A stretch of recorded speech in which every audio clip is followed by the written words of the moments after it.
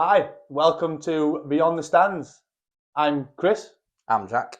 and we're going to talk to you today in this episode about the Premier League table as it stands. 4 or 5 games in, let's see how we're doing. Yeah, obviously we're gonna discuss top six. We're gonna discuss the relegation battle, some of the transfers, which team's gonna look strong. So Some of the goals scored so far as well. yeah, Szoboszlai free kick, yeah, unbelievable. yeah. But we'll get to that. We'll We'll get get to to that. that later on. Yeah, so So- stay tuned.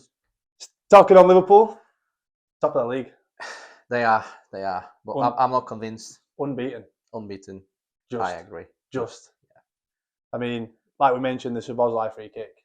Like the whole team, Arsenal, Liverpool, they didn't do anything. No. They cancelled each other out. There was no there. Salah might as well have been still on his holidays. Yeah, You know, I can't really remember anything remotely decent that stood out about the game Mhm. until the unbelievably worldy free Yeah, kick from yeah. Szoboszlai. Yeah, and now you don't see many goals like that. No. Like teams, they want to go into the goal. You don't see so many shots from Yeah. far, even free kicks. Pep They like Guardiola, to- that's what he's done. He's ruined football. You know, he's He tiki did, taka with Barcelona. Yeah. Now he's brought it to the Premier League.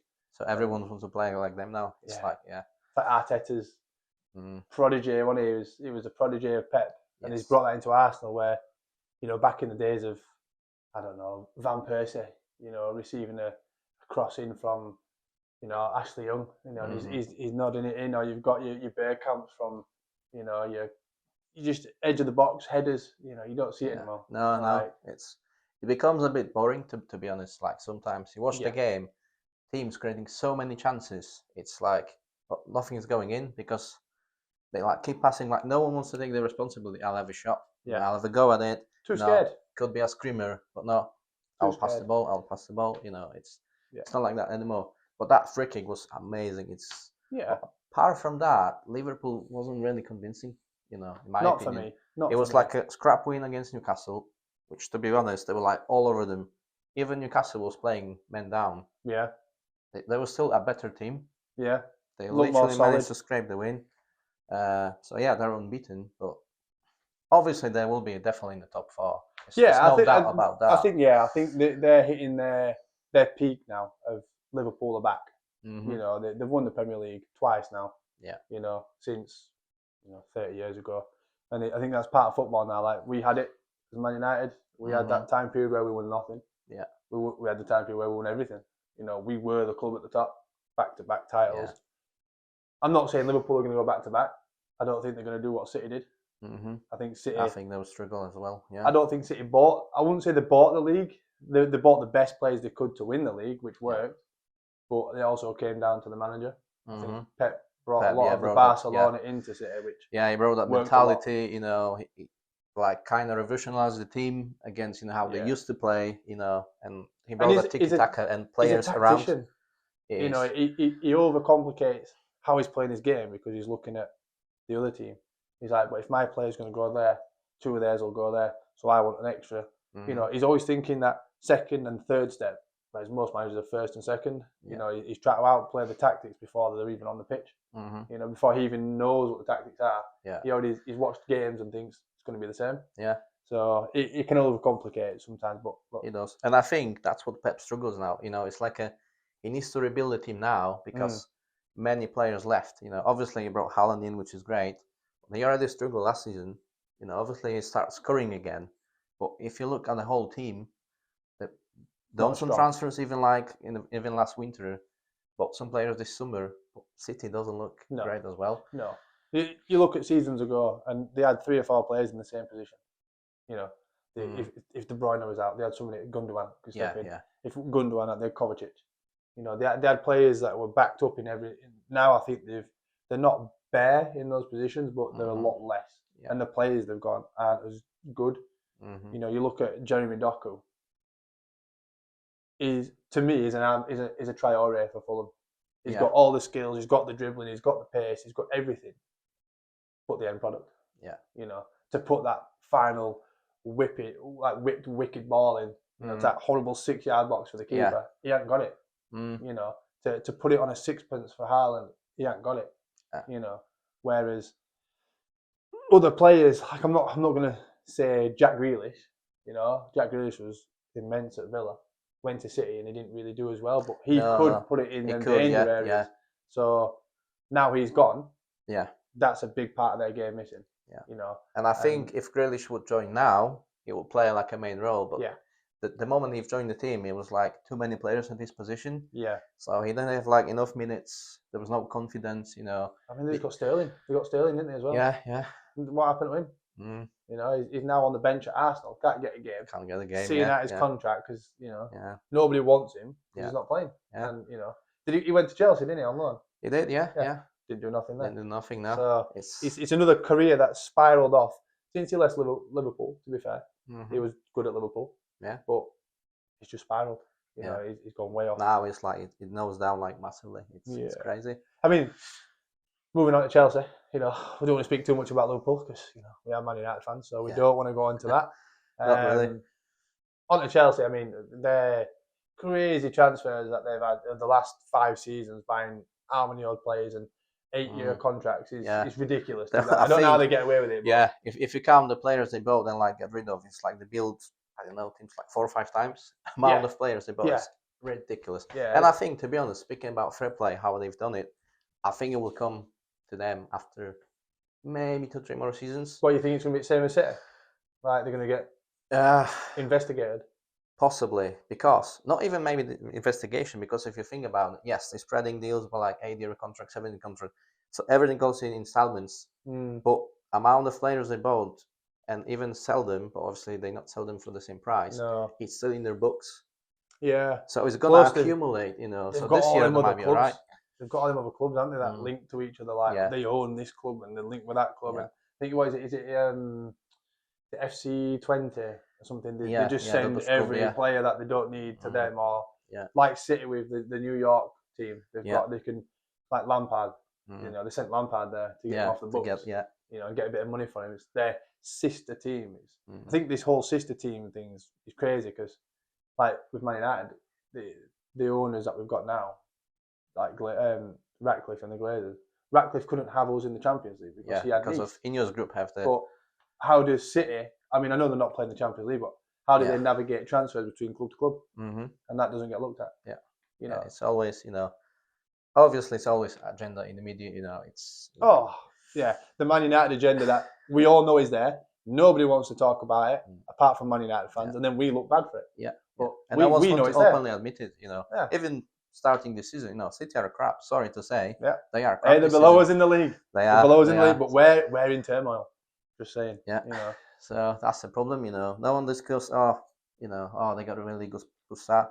We have like not maybe the best result against Burnley, but still managed to have a win. It was, you struggled against Burnley, you know, you're shit. Why do you celebrate it like that? Come on, we had a win. Yeah, celebrating like we won the Premier League. Yeah. Listen, the season we had last season, finishing 15th, and the games we've already had, we should have beat Arsenal. Yeah. Hands down, we should have beat Arsenal. We should have, yeah. If we had Benjamin Sesko fit as a fiddle to start from the beginning, would have beat And Arsenal to be by fair, 2 or 3-0. it should be a penalty. You know. 100%. That foul against Cunha was ridiculous. 100%. How Like, ref and VAR didn't react. Man United agenda. You Yeah. know, I always take it back, and I say this to my mates. I always say, since that year, Jurgen Klopp said to every official that were listening, every pundit, every Sky Sports listener, Man United get too many penalties. They always get the penalties. Why does nobody else get the penalties? Blah blah blah. Cry. I'm a big baby. You know. Since then, we got nothing. Yeah, we got nothing. That's the end of that season, and the season after. I think we got 2 penalties. Yeah. And God, did we have to fight to get them penalties? Yeah. You know, and straight away they were more. Yeah. Stonewall penalties, not given. And even if we got them, all in the media here on like social media, that shouldn't be a penalty. Come on, just be honest. They've as cheated, a football they've fan, dived, you know. Because for me, it's like, forget who do you support. Just look at it as a football fan. Is it a penalty? Yeah. Look at the Answer is game. yes, but Look at because the it's game. United, no. Yeah.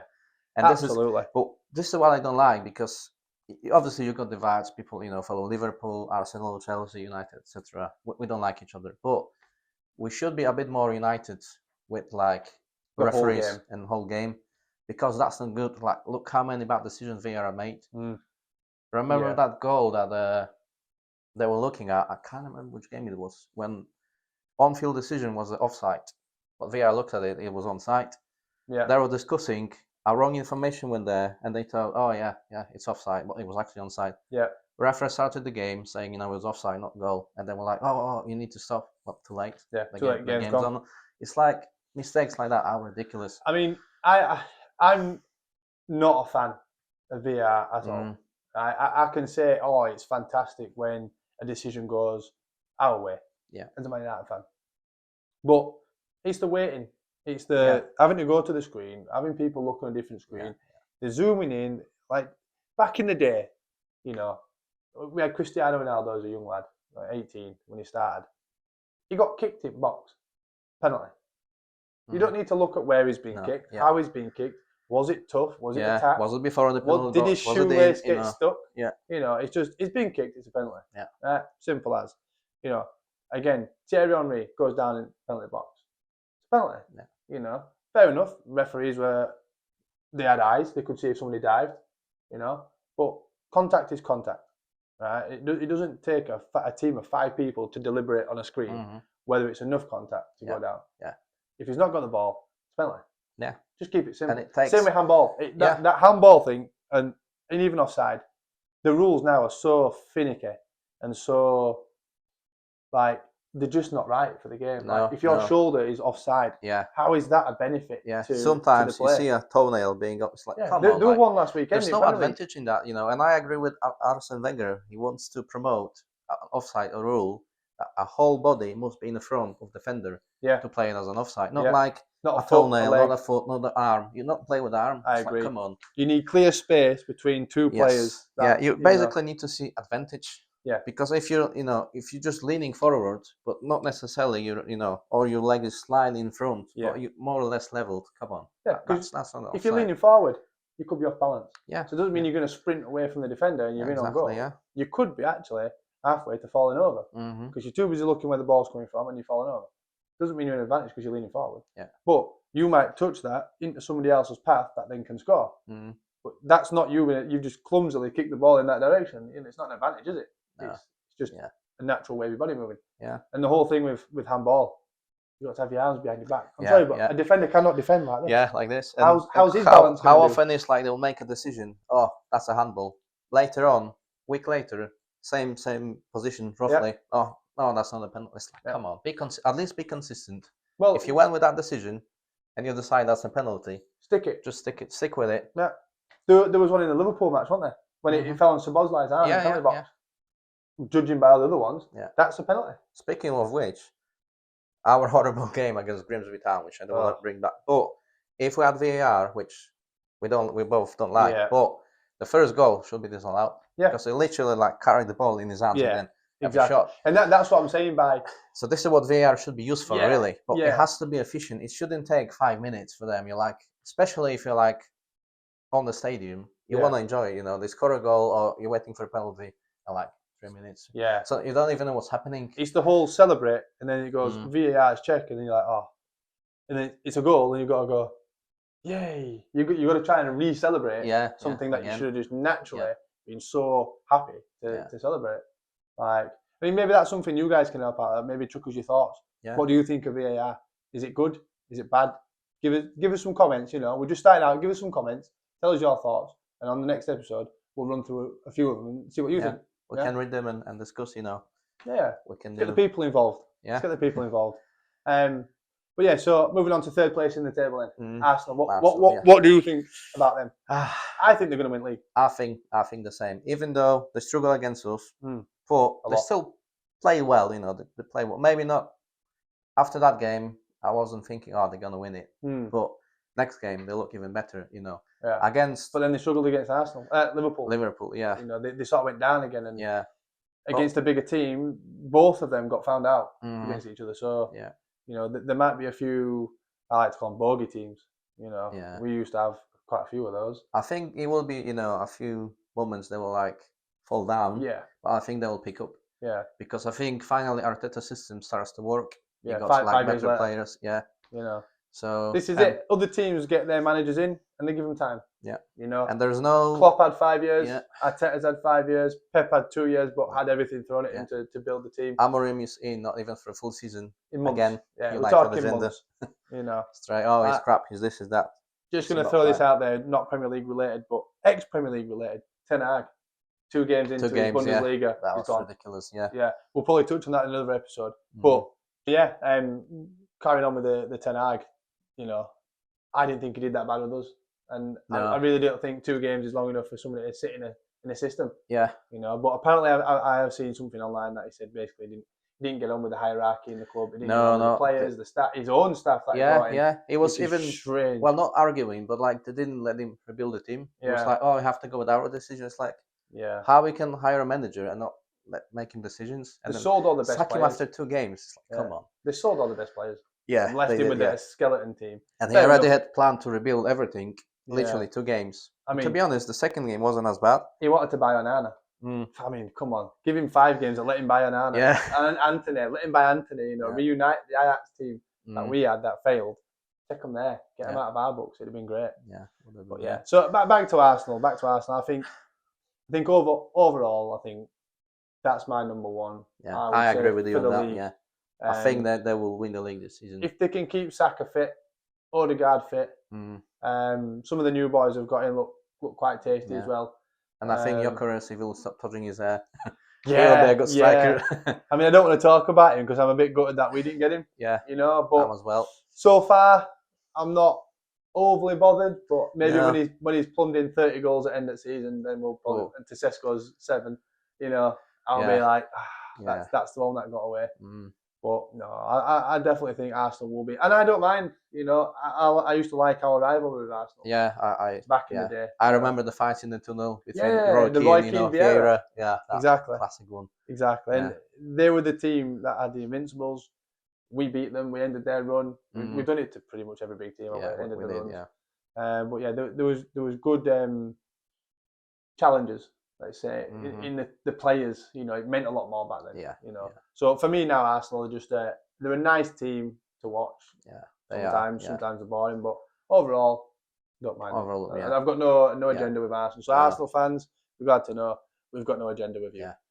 Liverpool and Leeds, different story. Different story. Yeah, definitely. And I think going back to Arsenal as well, what makes me think they will win it this year, as we started, you know, on this episode. Liverpool are not convincing. They will definitely be top 4, which we'll discuss, like where they're going to land.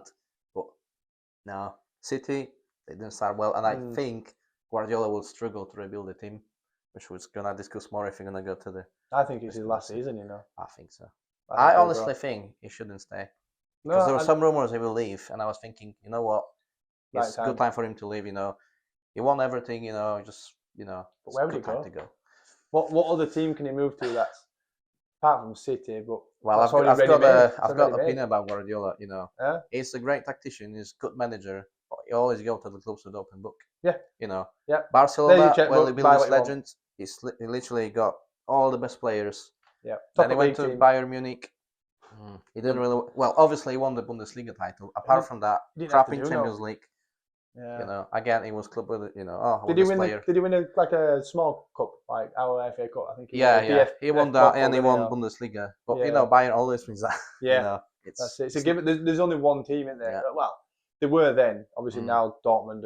Yeah. However, with Dortmund, it's like going up and down. Leverkusen winning league. Yes. Just like our Leicester.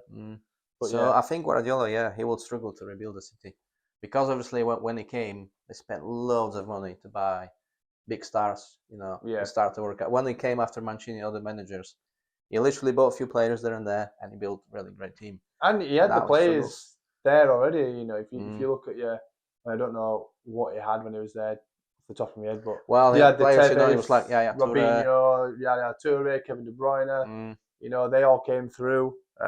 He already had like a core of players. Yeah, so that Vincent Kompany. Yeah, you know, one of his biggest leaders, about him, you know, one of his biggest players. It was one of them players, you know, the game could not go your way. Give it to Vincent Kompany. Do you remember the goal at the end of the season when he put it in top bins? Yeah. And everyone's saying, no, Vinny, don't shoot for it. And it's like, bang, won the league. Yeah. Brilliant. It reminds me about that, you know, freaking goal. I know he was from set pieces, but if you compare like the distance and everything, Similar. similar, same vibe, Yeah. you know. But yeah, he's had an easy run as a manager, let's say. And, Yeah. you know, if you compare him to some of our managers over seasons, Mm. you can't really compare him to a Louis van Gaal, because Van Gaal's built his own legacy and what he's done. But if you look at, I don't know, the ones we've had in, like David Moyes, you know, the first one we had, he had a legacy at Everton. You know, Sir Alex Ferguson handpicked him. Yeah. You know, because he of was what he did literally at saying, Everton. "This is your next manager." Yeah, and he kept Everton in the league for however many years. You know, steady away, mid-table, winning games. You know, tough games, dirty games. You know, that you had to dig in for. And that's what Ferguson, I think, really wanted. Didn't work out. You know, we're a bigger club than Everton. It's hard to go from. And I think now, I'm not sure you've seen that interview, but when I heard it, I was shocked, because now I know why he fell at United, Moyes. Okay. Because apparently, the very, very first meeting, you know, he went to the dressing room. You sell out players like Van Persie. We just won the title. Yeah. Obviously, we overperformed with Ferguson, but he still had like great players. Yeah. Right? He walked into the dressing room, and apparently, one of the first sentences he said to the players, he said, "Oh, show me how to win titles." Oh no. What? You don't say it as a manager. No, that's that's where he lost it, I think. Yeah, I think Rooney said that, I think, in one of the interviews, like he revealed it after a few years, you know. No, as a manager, you've got to walk in that dressing room, your chest up. Yeah. You know, I'm your gaffer. I'm your boss. Yeah. We're going to win the league again. You know, you can't go saying, "Can you show me how to win a league? I've not won one yet." Yeah. No. Yeah. We will win a league. I will win a league with you guys, because you've done it and I want to do it. We'll do it together. Yeah. Done. And that was his downfall, you know. Wow. Yeah. And see, I didn't know that. So yeah. I realized not long ago, you know. I think it was in a Rooney interview, you know, and was like, oh. Wow. And then obviously buying Josh Fellaini the first transfer window. It was just... Hey, do you know what? Some of them goals he scored for us though. Yeah. He dug us out of a lot. Like when we got Ronaldo back, them goals just dug us out of holes. And don't get me wrong, Fellaini did that for us. I like Fellaini, but if that was like just an extra transfer, you know, like a gap fill, good squad player, gap fill, fine. But that was the major transfer. It was the big transfer the window, wasn't it? I think it was a deadline day January transfer, wasn't it? Not the best really. So obviously we can see the table. You know, we are new to this, so we're got it in front of us. So we've got obviously Tottenham, Everton, and Sunderland leading the top six. Which obviously we know they're gonna.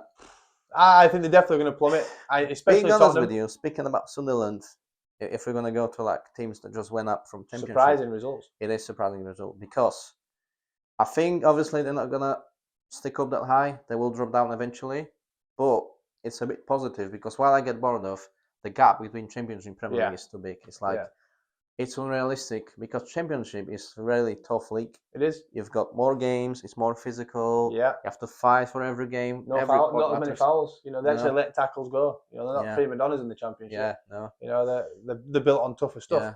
So, I think they're going to do well, and I think your teams like Nottingham Forest, Burnley, and I'm going to put on a limb there. Either Aston Villa or West Ham. They look a bit shell shocked this season to me. I don't think they're at it. No. Moisey at West Ham, I just think he's not got it. I think West Ham, they will be team to fighting, you know, to stay in the Premier League. Yeah, along with Villa. I mean, look at that now. We've got Wolverhampton at the bottom. Yeah. I mean, we did buy their best player. Yeah. You know, without Cunha, what are they? Yeah. You know, but you got to look at Aït-Nouri.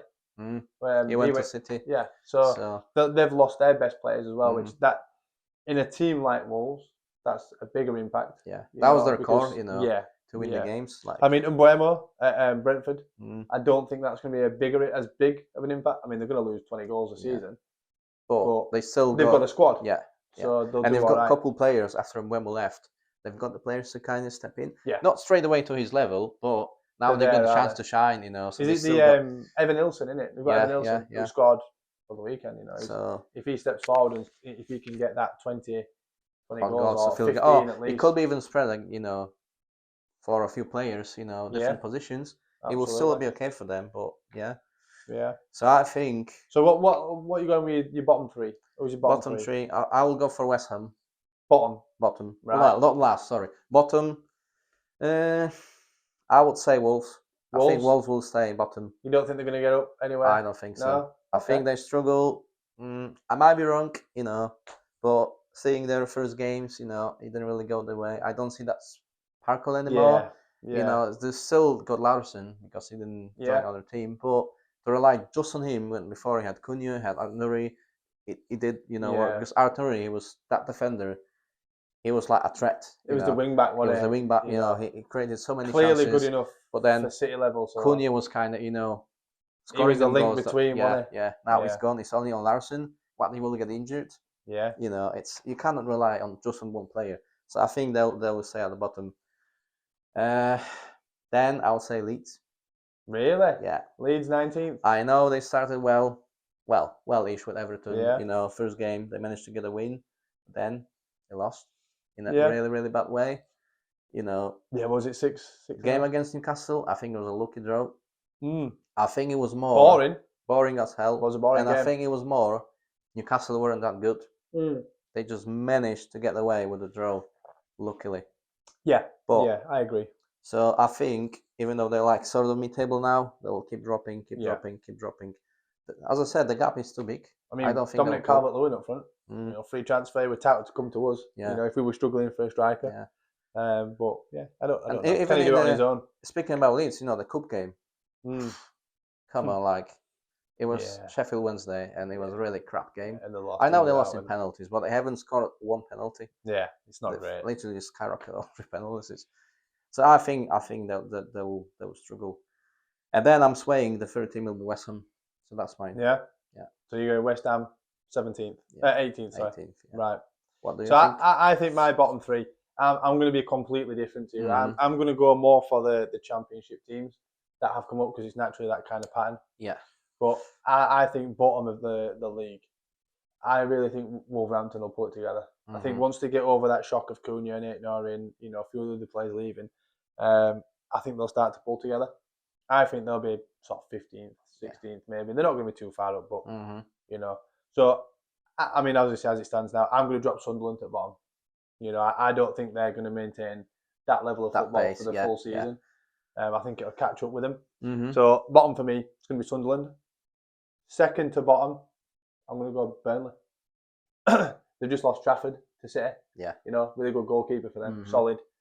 Not been great for City at the moment, but I think it was more of a shock. But now they've got Donnarumma, so is he going to get a game? Yeah, it was a silly move for him, but obviously he didn't know it was going to happen. So. No, I think that's really, really shady on City side as well. It to is, take a great goalkeeper from Burnley playing every game. Yeah, just to buy not bench Donnarumma.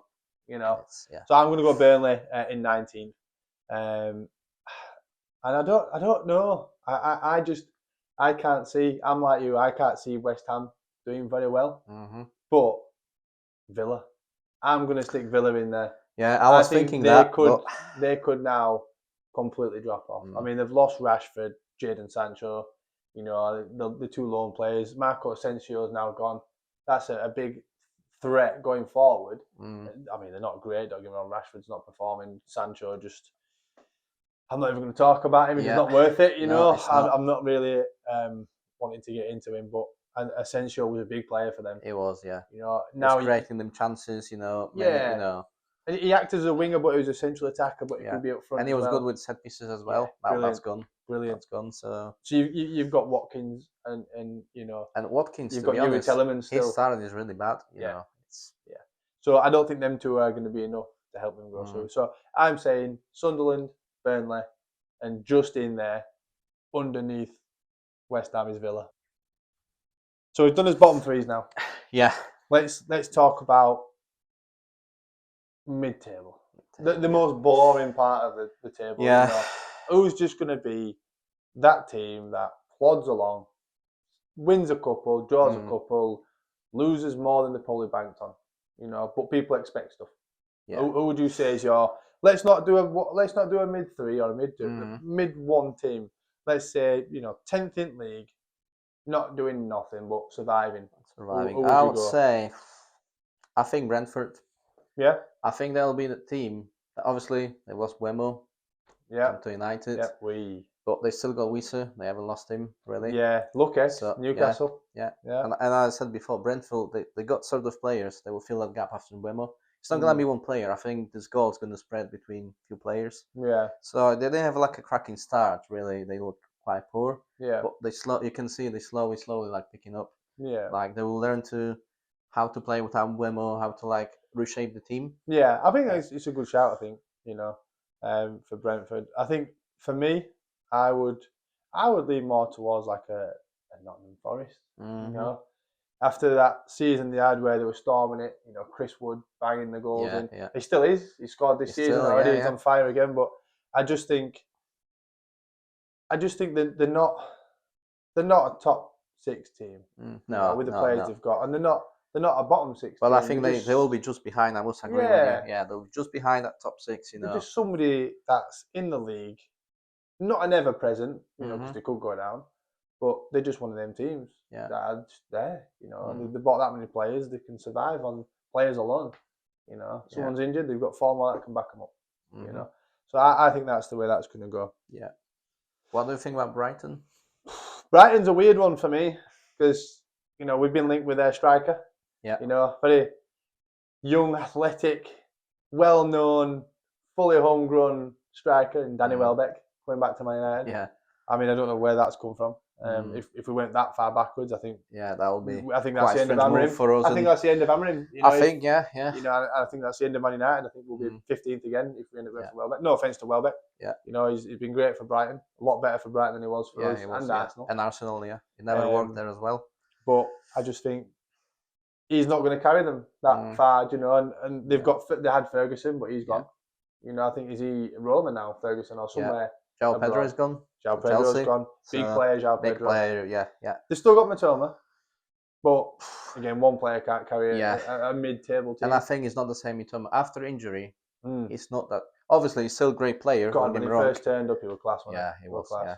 I remember because I still play Fantasy Premier League. He was in my team all the time because it was like the cheap midfielder for like 6 mil in the game. And he was like giving assists, goals, everything, like set pieces. Yeah. He was great. He was flying. Yeah. Absolutely flying. And you don't see that anymore. It's still great, but it's not on the same level. I think they'll make top 10. Just. I think they'll be clinging on to 9th and 10th place. I think they'll drop a bit in the season midway through to maybe 13th, 14th. And I think they'll get back up because the other teams will start to drop. Yeah. So I think let's talk about, there's only one team really left to talk about.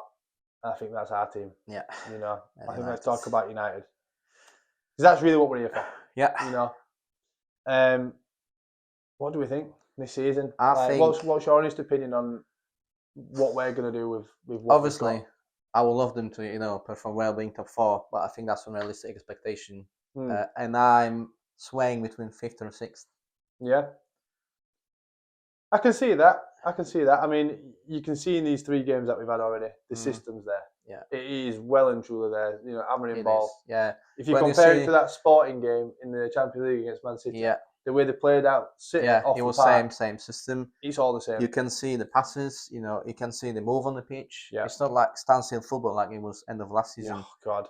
It was dreadful, Back passing, you still see the flashbacks of this, crappiness. It creeps in. It's not for a full game, No. It's like there and there. And I think that's the certain players that are still hung up on that. So I'm talking, Harry Maguire, might be a controversial opinion, but he's used to that backwards passing. He's used to the side passing. And I don't think he's got that out of his head. As much as he wants to play it forward, which he can do, he's got a fantastic ball. But sometimes I think he panics. Yeah. Maybe because of the pressure he had in that season of get Maguire out, it's all his fault. That might play on his mind sometimes. And you see that with Dalot as well. Yeah, and Luke Shaw. You've got Dalot. He's great, but sometimes it's like, what am I going to do? Oh, he's too scared to go forward. Pass back. Yeah. It's same like he used to play. And we can't do that now because we don't have a goalkeeper that can play with his feet. We bought Onana. It was meant to be the next thing since, Peter Schmeichel, whatever. He was supposed to be absolutely class. And he was, when he was coming to us, he was the best goalkeeper in Champions League with Inter. Yeah. What happened to him? It's like... Bottled it. He absolutely bottled it. And I think it's the mentality, the rumours we've heard, when he mentioned, I want to pay rise because we have 25% cut because we didn't get to the Champions League. Yeah. I want to pay rise. Like, I think he thinks he's greater than he is at the moment. I think so. I think his opinion of himself, he came in too high of himself. At Man United, you can't come in thinking you're a big dog. Yeah. As a goalkeeper, especially. Yeah. After the goalkeepers we've had, the Schmeichels, the Van der Sars, even David De Gea. Granted, his first couple of seasons, but it was great. if you come in with that mentality that you're the best goalkeeper that we've bought in the last century, it's not possible. You need to earn the respect. And of I the was players. hoping, when obviously he started with Ten Hag, Yeah, I was hoping, Amorim's going to come, he's going to make him a good keeper again. yeah, get him playing with his feet properly, and it's just not gone well. He should fit really Amorim's system Yeah, the way he plays, but if you look at his Ajax days, the way he played out with his feet, he'd take people on with sometimes even a bit of skill, and you just think, goalkeeper doing that? You're thinking Edison. You think, right, we've got the next Edison. He's nowhere near Edison's level. No, just putting that out there for any City fans. Onana is not Edison's level. I'm not saying that, but we thought it could have been somewhat to lace his boots. Or at least he should be, Seeing what he was doing at Inter. Yeah. I was really excited when he was coming in. Same. I was 45 million. I didn't want to lose De Gea because I liked him, but his distribution wasn't great. It was not the same David De Gea that That's why we sold him though. His distribution. Yeah. He couldn't play the ball with his feet. I think it was a good moment, to switch from him, but then we've got a keeper that could play with his feet but can't save ball with his hands. Ball, and this is what infuriates me. It's like, I play football as well, five-a-side, I'm a goalie. Yeah. The goals he's letting in, I'm like, what are they actually doing? Yeah. And I'm not like professional football, I'm just, let's call it semi-pro. It's kid stuff, isn't it? It's kid stuff. It just, his diving is like, it's like his hands are like poppadoms, like everything goes through. It's like, come on. You have to be better than that, especially playing for a top club. I think that's an insult to poppadoms, to be honest. I think so, yeah. Can't bring poppadoms into Onana's level. Yeah. But no, I think now we've got the goalkeeper situation hopefully sorted out with what's he called? I can't pronounce his name. Is it Lemon? Yeah, it's not Lemons was German goalkeeper, but I've seen. Obviously, you can make any player look good or bad when you put a compilation with holders or with great saves. Yeah, so I've seen both. They did that with Onana and fooled us. And I've seen, he's great. I've seen video like that, and I've seen a couple of mistakes. Yeah. However, the mistakes, his young goalkeeper is like 20. It's his first full season last season as a number one. Yeah. And I think we bought him at the right time because we can develop him into what we want. He's my not only a fully fledged keeper. annoyance was I would prefer Donnarumma. Only because he's ready. I know he's a bit older, but come on, 26. 26, yeah. For a goalkeeper, how long Van der Sar was playing on the top level? That's goalkeeper can be like 40 years old. They're still great. Yeah. So I think the thing that lets Donnarumma down, which I think I saw an interview with Paul Scholes, and Paul Scholes highlighted this, just saying he's not a City keeper. He's not good with his feet, and that's why PSG are letting him go because he's not got the technical ability with his feet to play that ball out from the back or to act as, I think Scholes mentioned it, Edison plays like a centre midfielder sometimes. Yeah, he does, He can't do that, can Donnarumma. He's a great shot stopper. We all know that. Yeah, he's, I think, one of the best shot stoppers. Yeah, and he's what is he, 6'7"? He's a frame and a half, he's what you want in a keeper. Yeah.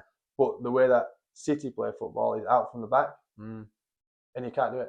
So I think, although City have had a bad start, I don't think it's going to get much better to start with Donnarumma. And I'm kind of glad that we didn't get him because we don't need another keeper that can't kick a ball. Yeah. After a while, I'm like that as well. But like at the very beginning, it's like, oh, come on. Because obviously, 100%. When you get linked with Donnarumma, you're like, yes, get him in. 25 Especially million. with same price, Bargain. Same very similar price. But bargain. Now I think we got keeper with bigger perspectives. He's younger.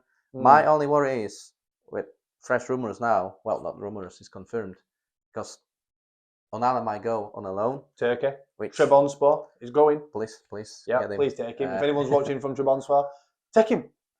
Take him. We'll cover his wages, not us, but Showman United will do that. We've done that for other players that we should just get him. He's a great keeper. Yeah, fantastic. We didn't say a bad word about him. You'll love him. He's great over there. Let's forget last 5 minutes. He needs hot weather. You'll be fine. Yeah. But yeah, if he goes, and we've got Bayindor, and we've got followed up by, promising goalkeeper. It kind of reminds me of Young De Gea. Yeah, sort of that, like. And look how De Gea turned out. But you know what scares me? The only downside is when De Gea came to our team, we're still winning everything. Yeah. So we had like good defense around him, So even when he was doing odd mistakes, we always managed to win, Yeah, we had the front team to get him out of strikers. Now the only worry is, are we still have to? But if you look at his frame, if you compare the size of, I'm just call him Lemons for now until I can pronounce his name, and De Gea looked like a young boy. Yeah. This new kid, he is a young boy, but he's built like a man. It is. You know what I mean? He's 6'5" or something And that's what ridiculous. And I think that's another downside of Onana as well. Too small. Because he's too small and reminds me of Fabian dive. Barthez. Yeah. One of the smallest goalkeepers I've ever had in Premier League. Ridiculous. Yeah. Outstanding goalkeeper on his day, but crazy at the same time. He made some bad decisions, but he's too small. You know, and I get that with Onana. I do. But yeah, I think if we can build this kid into what we built De Gea into, I think with the size he is already, he's not going to get pushed off the ball either, like De Gea did. You know, on corners and things like that. The bigger boys used to just knock him off. Yeah. I don't think this kid's going to take that. From what I've seen in his interview, he means business. Yeah. You know, he's here. He came to United strong. to show how good he is, and you know, and just to prove he can play in a big team. He's going to be here for the next 10 years. Yeah. He's going to be the next De Gea. Hopefully, just as good, if not better. You know, I think I sent it to you. The stats of this kid's first season was actually better stats than De Gea's top season at Man United. Yeah. So I know we can't go off facts, we can't go off anything number related, because it just doesn't work like that on the pitch. But you've just got to have hope, haven't you, that these stats will back up. Because how many times we have good stats for players, but when you come to Premier League, the best league in the world, it's like, you know, it's not the same. But how many players have City ruined from being abroad? I mean, look at us. I mean, we bought Memphis Depay, Angel Di Maria. You know, there's a few that stand out, like Ibrahimovic. He came, he saw, and he conquered. Yeah, with his age, you know, it was ridiculous how good he was. Phenomenal player. Like I can't rate Ibrahimovic enough. I think he's been one of my favourites. I was gutted when he left, you know, and I love the chant for Ibrahimovic. He was one of my favourite ones. Yeah, it's great. Yeah. So yeah, I mean, you say 6. 6, because I think if you analyse, like going from the goalkeeper topic, when you think about Dorgu, I think future he will grow in a great player. He already showing the glimpse of it. I know he got like missed games sometimes. He's got like one great game. Next game is not so convincing. He's getting subbed off. But in general, as a player, I think he will be great. Yeah. So I think if you look at defense, if Martinez will be back, that's my only worry. He's a bit injury prone recently. But if he will be back with Euro, he's great. You know. Again, another young one that's built for the future. Yeah. With the keeper, Dorgu, Euro. You know, we've got Harry Amas for left back that seems to be doing really well in the academy. He's now gone out on loan. Yeah. I think he's gone to Sheffield Wednesday. Yeah. We've done a bit of a nice thing with them. They're a bit cash strapped, so you know we've helped them out. Covering his wages and everything. As the big clubs do. You know, we're still a big club, even though we're not doing so well, but we are still a big club. And I think he will come through the ranks as well. And then you've got players, you know, like Martinez, Delay, and Maguire with that experience to just fill that another centre back position. I think our defence is really strong, you know. Yeah, I think because that brings a good mixture of like experienced players and young players that shows the talent, you know, the glimpse of. Yeah, and you've got strength and pace. You know what you need in the defence is perfect. You just need it to gel. Yeah. So I'm not worried about the defence so far. My only worry is midfield. Midfield, yeah. Again, going back to the interview I seen with Paul Scholes, I think it was. Oh no, I think it wasn't actually. My apologies. It was Mark Goldbridge. Shout out to Mark. If you are watching us, that would be great. He said his midfield too is quite controversial, but he would go with it. Is Ugarte and Mainu. And do you know what? If you look at it, statistically wise, it's an awful pairing in midfield because neither of them are great. Yeah. But you know, with Ugarte, you're going to get that strength and that grit and that determination. But then you've got Mainu, who's got that little bit of finesse and that little bit of something to drive it out as you're two holding. Yeah. With a Bruno or with a he needs to play more in front. Yeah. But you know, with Ugarte, it will be controversial opinion. He reminds me of Carrick. Yeah. Don't get me wrong, he's not on the same level. But just to remind, you know, Carrick was like a stopper. You know, he was getting, you know, winning the balls back. He was like tracking back. You know, make awesome. He was kind of never seen as a great player, like when he go shame. back. That is a damn shame. He was like great in midfield. Graceful player. Yeah. You know, he was the British Kaka. Yeah. You know, that's how I like to think of it. And Ugarte reminds me of Carrick. Really? As I said, it's not the same level, don't get me wrong. I'm not saying it's next Carrick. To be honest, Ugarte reminds me more of a Robert Savage. You know, he's a bit of a mishit tackler, and for me, I don't think he's got the finesse in the pass. Yeah. To maintain that break up play and attack. Yeah. To switch it from I've got the ball, I'm now going to switch it up front. Yeah. Like Paul Scholes. I mean, we all know his tackling weren't the best. You know, red cards galore and you know bad fouls and stuff. But if you got the ball, ping. Yeah. It's gone straight to Beckham. Yeah. It was literally going like, you know, like on the. There's no tiki taka. No tiki taka. Long ball. And it's a goal. Straight to the striker. Bang. Volley. Goal. So And he's an Amorim player as well. He used to play in Sporting, for Amorim, yeah, Ugarte. he And did. he was great. He did. So I think it's just a case. He needs a bit of confidence. He just He needs needs to games. start. Yeah, he needs games. These certain players that are just currently not getting the games, Mm. and it baffles us. Probably baffles a lot of you guys as well. That the fact that these new players that we've only had for a couple of seasons aren't getting the game time. Yeah. We've seen it with Sesko this season. Yeah. Why is he not playing? Yeah, why he's on He's the bench? fully fit. Yeah. They've surely said if, that if he's absolutely Gyökeres could play immense. whole game, why Sesko Yeah. cannot play? It's like it They doesn't make said sense. his training is amazing. Mm. He's strong. He's athletic. Yeah. He's just played in international games, and the stats are crazy. Mm. He won most of his duels. He didn't lose the ball. He No. completed so many passes, and the one stat that wasn't there though was a shot on target. Yeah. But when you get that physicality brought from that one player with the other players of what we've just got, the quality, that's what links the attack and the midfield. Yeah. And having that striker is very much the key to unlocking your players around. And I think if defenders are going to focus on Sesko, you've got Cunha, you've got Bemoda. If they're going to over focus on them, that's a danger. And your Diallo's as well. Yeah. If he's on, and you got your Bruno just orchestrating things. Like many people don't like Bruno. Everyone's saying sell him. He's 30-year-old. Get him over to again, Saudi. that's United agenda. But if you look at his stats, I rate him. He creates so many chances. When you look even previous season, he was one of the best midfielders. It's not his fault. We don't have a good finisher. Højlund, I like him, but he was really bad. How many balls he was passing to him. Imagine if we had a Haaland. He's unheard of. Like he's outperformed De Bruyne over the last 3 seasons. Yeah, he's been with us 5 years, and he's been his top player for 5 years. That's also because the rest of the team's been pretty terrible. Yeah, but we bought him, and he's given 150% every single game. Yeah. Yes, he moans. Yes, he cries. Yes, he whinges and he whines, and everyone calls him a rat and all this lot. But he's a good player. Yeah. If you're a football fan and you're not, just picking up the tab for Man United and you're just picking up this tab for Bruno. If you're a Man United fan, you should be loving him. If you don't like him as a Man United fan, do you even know football? Yeah. That's my opinion. And are even a United fan? He's done great things for us. You compare Bruno to Odegaard, and everyone says Odegaard's the next best De Bruyne, type player. I'm sorry, but Bruno's outperformed Odegaard for the 5 seasons he's been there. Yeah. But Arsenal are at top end of the league, and Man United are at bottom. Put Odegaard in Man United's place, he won't perform. No. He'll shiver and hide. Yeah. You know what I mean?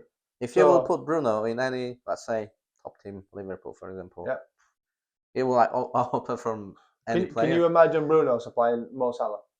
Yeah. I cannot stand Mo Salah. Right? I think he's one of the most, I'm going to say, overrated players in the Premier League. He is. He is. He turns up against the small clubs, he'll score 3 goals, which bumps his tally up for the season. Yeah. Put him against a big team, he doesn't really do no. Look at the Arsenal game.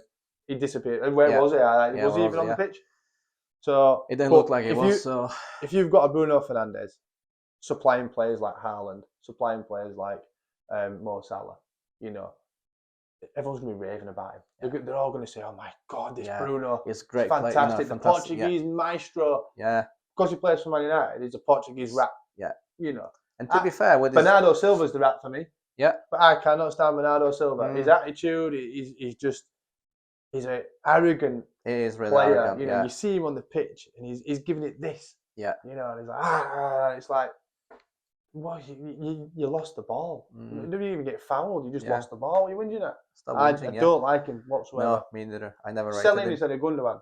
Yeah, Gundogan's a good player. Yeah, he is. Oh, I see a difference in how's Bruno approaching football this season. You don't see him whinging as much. No. Obviously, he still does a bit of moan there and there, but he's acting more like a captain now. He's do a bit of more of a guidance, to younger players. It shows that obviously he lacked that, didn't he, last season? He really did. So I think that's frustration, isn't it? It is. You want to win every single game, and players around you aren't delivering what you're delivering. Yeah. Naturally, you're going to get mad. You're going to get fed up. Yeah. But yeah.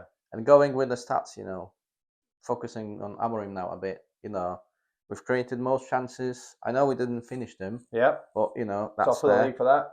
Shots on target. Yeah. We're on top there. Touches in box. Winning second balls. Yeah. We're the best. So I think the system starts to work and click in. What, we're 4th on shots on target? Yes, we are. It's not bad compared to what we've been like. If you look at the previous season, we've been like rock bottom on every single stat.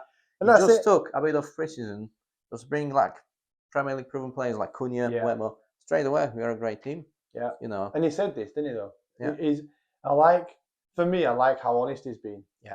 From the start, he says, "Listen, give me time. Yeah. I want to be here for the next 20 years. Give me time. We're going to go through a storm. We've all heard it.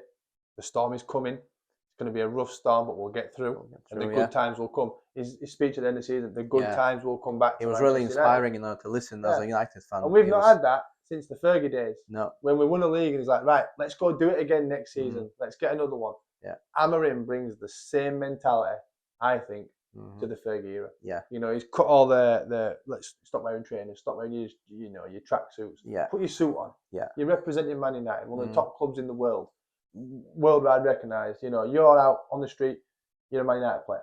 You're at home, you're a Man United player.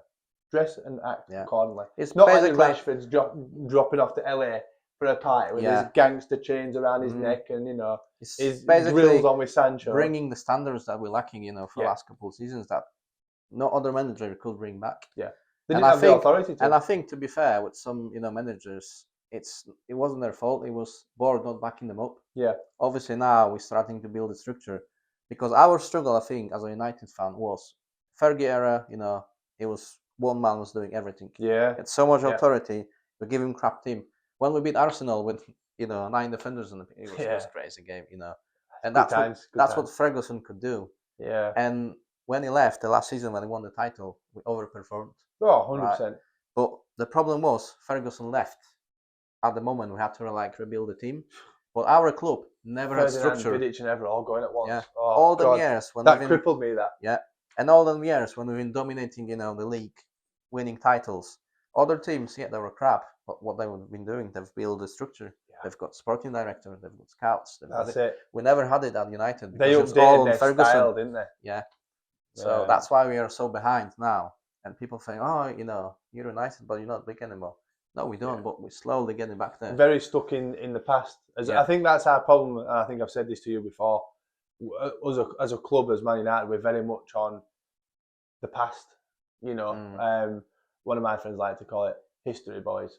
You know, because we rely so much on the history that we had. Yeah. You know, we're not just the only club. Obviously, you know, your Liverpool do that. You know, they're back in their history. We won Premier League titles. We've won 5 Champions Leagues. You know, 5 times. It's like what we won recently. Obviously, until now. But I think that's our problem, because we're Man United. We've taken that tag and we've ran with it, but we've not kept up with it. Yeah. Like Ronaldo came back and he said, "Carrington's the same as it was 12 years ago." And that can't happen.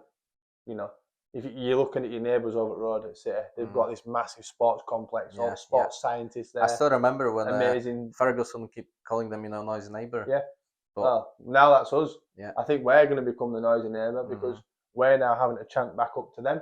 Yeah. You know, we need to catch them up. And I think now with the new Aeon complex that we've got, I mean, that looks incredible. It looks incredible. To be a Man United player in even the dressing room changed, because recently I was on the stadium tour again. Because you know, my nephew came over. He was a big football fan. Nice.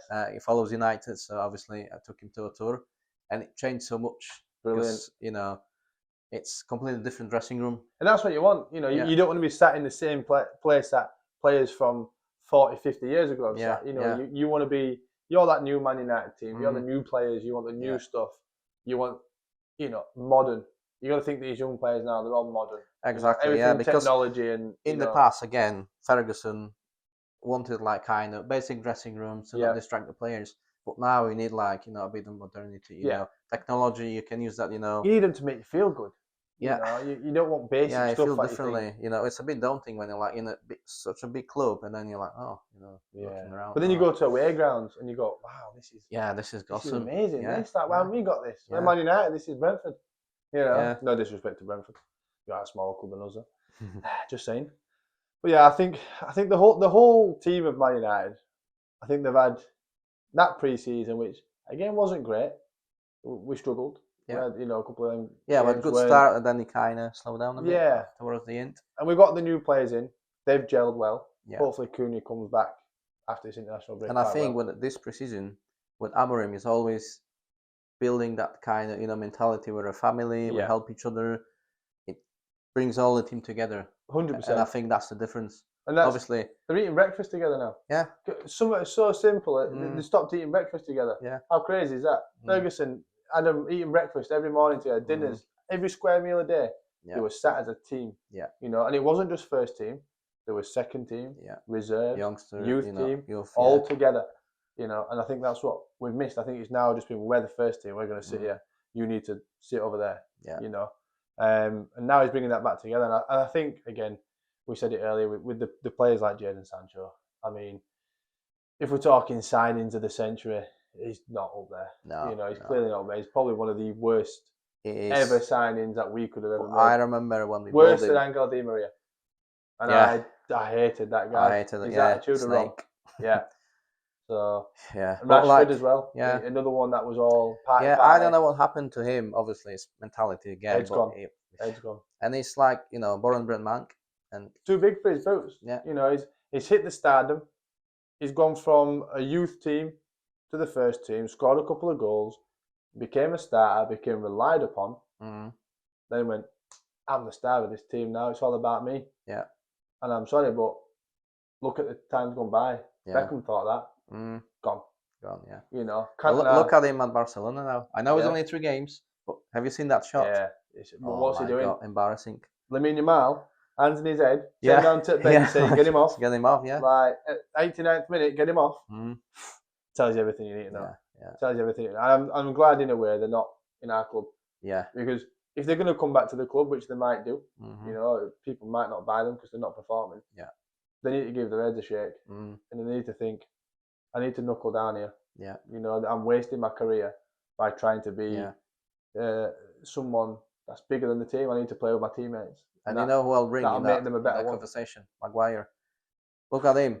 He had really, you know, rough time, you know, everybody was like going at him. Yeah. What he done, he kept his head down, he never cried to media, he kept, you know, working all the time. Look at True this now. professional.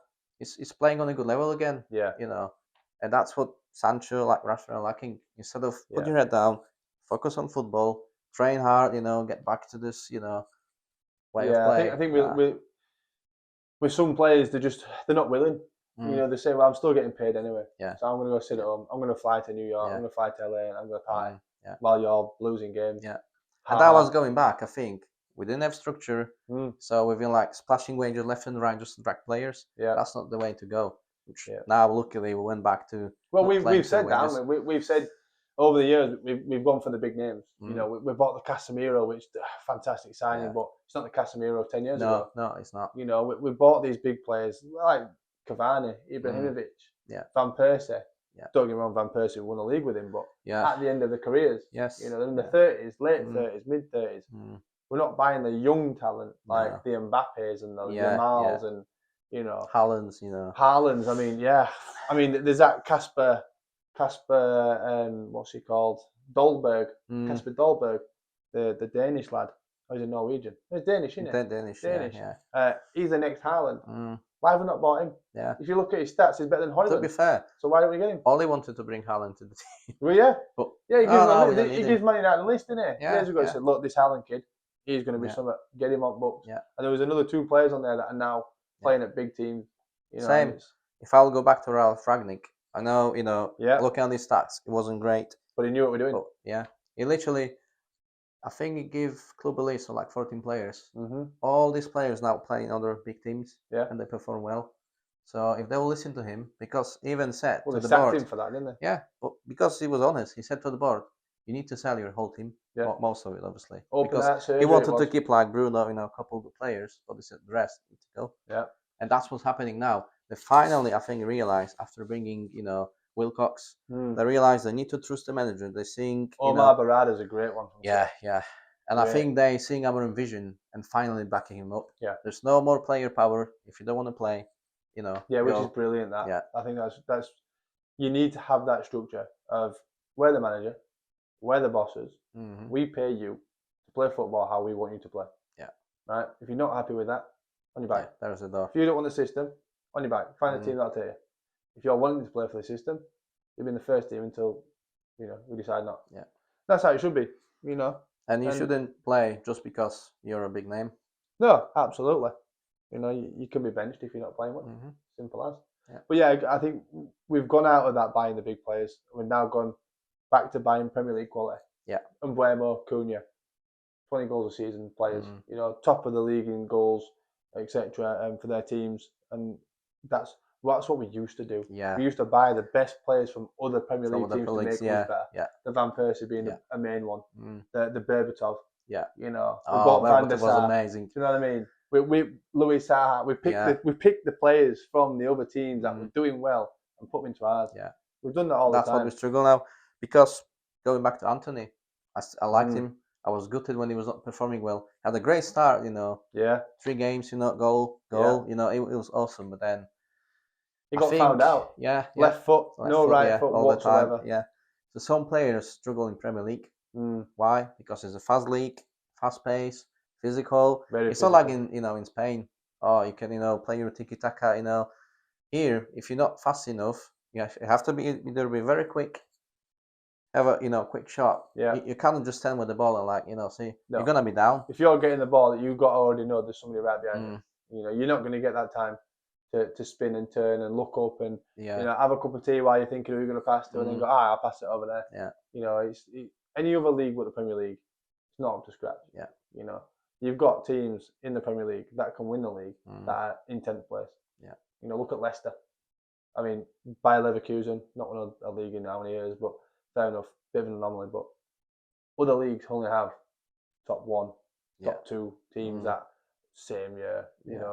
France used to be Lyon. Lyon and Monaco back in there, they used to win it alternatively. Now even Lyon struggles. It's PSG. It's where the money's come though. Yeah. The and I think if you will pick top teams from Serie A, put Inter in Premier League, put Barcelona, put Real Madrid, Yeah. I'm not saying they will struggle, they will be bottom, but they will soon find out, it's not. They'll be the Brighton of the league. Yeah. No offence. But you can look at players that have gone the other way though. You look at Matteo Darmian. You know what I mean? Yeah. We bought him. Supposed to be decent. I'm sorry, but he was terrible. He was. Gone to Inter. Yeah. He's winning leagues. He's winning leagues now, and he's playing in Champions League. And this is quality right back. Yeah. Going back to United agenda, it's same. You made great player, a crap player. He's good again. No, it's the Premier League. It's nothing to do with United. Yep. Again, look at it as a football fan. Forget for a while if you're a Liverpool fan. Just forget it's United. Just be honest. Look at the players, and you can tell they struggle because of the league, of the pace, of the physicality. They're not just getting used to it. You've got players that do the opposite. Again, like Zlatan Ibrahimovic. He came from the Italian league and absolutely smashed our league. Yeah. Because he's physical. Well, he played everywhere. He played in Italy before. He played in France. Yeah. He understood the game though. Yeah. He understood he's going to get a bit of a bruise. I think there was that one game, wasn't there? Was it Tyrone Mings stood on his head? Yeah. And he's like, okay, he didn't cry about it. He got up, shook it off, and elbowed him on his head when he went up on header. Yeah. That's what you do. Yeah. That's what players in the Premier League have done. Look at your, is it Richard Dunn, the old Man City centre back? Yeah. Playing with your wrapped head, your Nemanja Vidic. He's playing with a wrapped up head. Yeah. And that's what it's about. Blood dripping down your face. For the cause. Phil Jones. Yeah. With his little crawling header. Yeah, and the header. Yeah. He's tackling someone with his head in box. Fair enough. Phil Jones didn't work out how it was supposed to be from Blackburn. I mean, at the end, but. Yeah. But even for us, he had that was commitment great there, for so many years. He was decent. Yeah. It was towards like when he was going closer to 30s. It kind of exposed his lack of pace and a lot of injuries. Yeah. And he was a good front player. What did he spend 3 years injured? Yeah. That's what it felt like at least. I forgot he was still on books at one point. Phil Jones is back. He was even memes on the internet, he's in the cafeteria, just serving some sandwiches. And he's the new dinner lady because he can't get on pitch. Yeah, he's the water boy. But I think in a whole, I think we're going to have a good season. With completely different season to last season. I think we'll be up in the top half, and I think that's why putting us in at 6th, maybe even 5th. But I don't want to overhype the team. I'm going to drop it down a bit. I'm going to say 7th for us. I think 7th, possibly 8th. Yeah. Just because the teams that can be up there. I mean, look at the league now. You've got Liverpool, Chelsea, Arsenal, Tottenham. I think they'll finish below us. You've got Man City that are going to come up. And if I will have to do Newcastle, I know we already discussed top 4 and bottom, but if I will go back to it again, so Arsenal, then I'm swaying towards Chelsea, I think. Yeah. Then Liverpool, then I will say City will be there. They'll be 4th. And then I'm swaying. Should Will be 5th or 6th? I can't really decide, to be honest. But that's where I see us. That's yeah. I think I'll go with the same, as what you've done for your top 4, and then I think 5th. You're probably going to stick a Tottenham in there or a Newcastle, I and think then so, whichever yeah. one's not 5th is going to be 6th. For me, and then I think that's where you put us in. Yeah. I think they've got the teams already in there. They've got their team built. They've had the same team. Obviously, Newcastle now have lost Isaac, but they've had the same team for a couple of seasons. Yeah. This is our first season with, I would say, a proper team. A team that we want to carry forward and not get rid of at the end of next year. So I think we could possibly be 7th. Yeah. But Spurs are Spurs.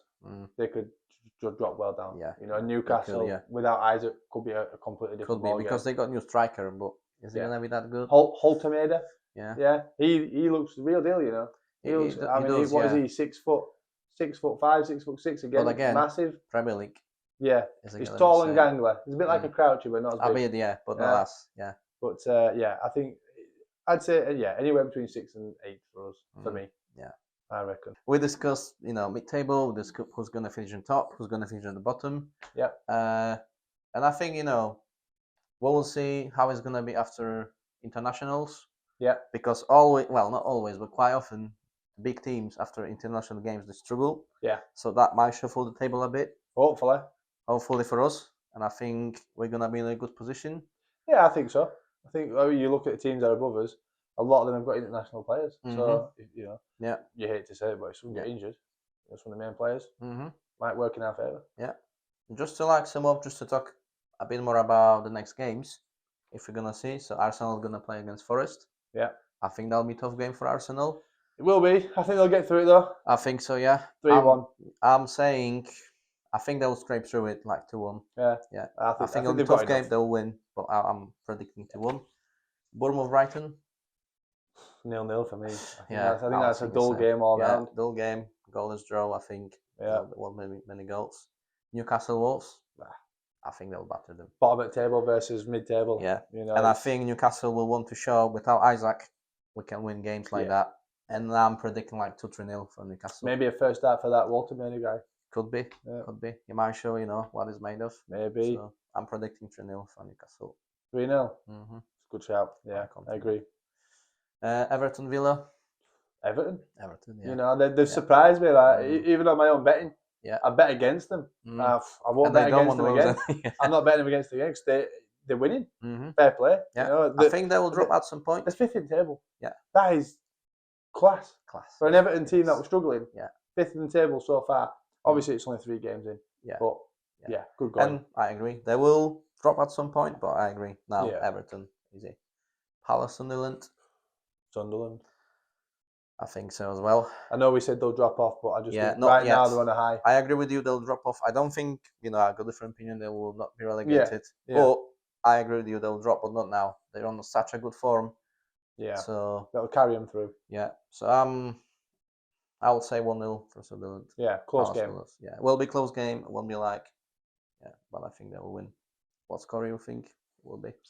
Yeah, I think it's going to be a one goal to decide it. So I'll say 2-1 Sunderland. 2-1. I think Palace have got it in them to score. Yeah. They've got the Mateta. Yeah. What a player. Yeah. I don't get where he's come from. I don't know. He's arrived and he's playing well. So 2-1 for me, I think. Okay. Fulham Leeds. I'm going to go with the Leeds win. I think so. I think maybe again a 1-0, a 2-1, a 2-0. There won't be much in it. It'll be tight. Yeah. Late goals, I think. I think it'll be dull game, 0-0 or a 1-1. Yeah. I think it'll be draw. Wash out. Because, they didn't play great against us. They've been a bit lucky, with that result. Yeah. Next game wasn't really great, to be fair. But I think Leeds will start dropping down, but it's not the moment yet. But I think it will be a goalless draw. It'll be a really dull game. And they will struggle, I think. Yeah. Now, West Ham, Tottenham.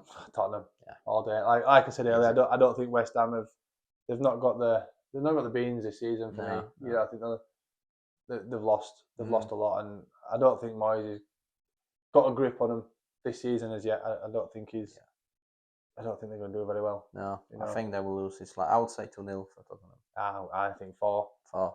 I think they're going to go for it, Tottenham, and I mean they're up near top at league. Yeah. Are they? No.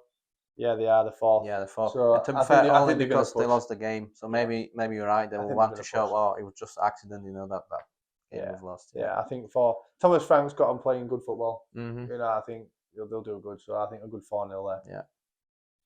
Brentford, Chelsea. Chelsea all day. Chelsea. Yeah. I think they're going to stay in the league. I think. Yeah. They'll have hiccups. They'll lose games that they probably shouldn't lose. Yeah. Yeah. And that's going to be their downfall. Mm-hmm. To why they'll be third. Yeah. I agree. Or second. Maybe. But this game they're definitely going to win. Yeah. I'm gonna Brentford. I think they'll score, so I will go with 3-1 for Chelsea. 4-1 for me. 4-1. Yeah, I think 4 or 5-1. Mm. Yeah, definitely. And now Burnley, Liverpool. I'm gonna be really different here, and I'm gonna say Burnley are gonna hold on for at least a draw. Mm-hmm. If they're not gonna win, which I think they might, because I think Burnley have been Liverpool's bogey team in seasons gone by. Yeah. And there's not much change about them. Mm-hmm. I think they'll win 1-0, 2-1, or it'll be a boring draw, a 0-0 or a 1-1. I will go with a draw because I think, and again going to United agenda, I think it will show our scrappy win wasn't actually as bad. Because I agree they will drop down. I think they will stay, not mid-table. I think they will finish 16, 15. They will scrape through. Yeah. It will be literally margin of points that they will guarantee they will stay up. Yeah. But I think for now they're on a good form, and I think they're gonna put tough game. Salah always struggles after internationals, a couple of good players. Isaac, I don't think he'll be ready yet to play full game. No. Because obviously he didn't train with the team. He was kind of, I'm not playing for you anymore. And Wirtz has not done very well yet. No. But us saying this now, it could be Wirtz's standout game. He could score an hat-trick and get man of the match. He could. He's that kind of player that can turn a game like that. Yeah. He's that class. But I will go with a 1-1 draw. Yeah, fair enough. 1-0. And then the biggest game of the weekend. Manchester Derby. Back to that already. What's your good feeling? Yeah, I think it'll be I think we'll have a good game, Mm-hmm. I think we've always turned up against the Cities, the Liverpools, not so much the 7-1 drumming, but, on a whole, we've turned up against the big teams more than we have the little teams. And, I don't, whether we win it or not, I don't know. Mm-hmm. It's hard to say because City aren't playing great. But you'll have to predict, Yeah. I mean, I think I want to go for a 2-2 draw, I think. And I think it will be a late goal for one of the teams to claw the draw. I think one of us will be losing in the last 12 minutes of the game, and it'll be a goal scored in that period for me. But 2-2. 2-2. Yeah, I think. I'm not sure should I go with my heart. I'm a bit, swaying there, but I will risk it and I'll say we're gonna win. Yeah. It's not gonna be a massive win. We're not gonna batter them. But I have a strange feeling it will be close game. It will be either 1-0 for us, maybe 2-1 score. But I have a strange feeling we will win. And I think, Amorim will show, how he overperformed Guardiola when he was still Sporting manager. Well, his Sporting team outplayed City, so let's hope his Man United team can do it as well. I'm going to go with a cheeky 1-0 win. Cheeky 1-0. Yeah. Lovely. Beers are on me if we win. Yeah. Let's hope it's going to happen.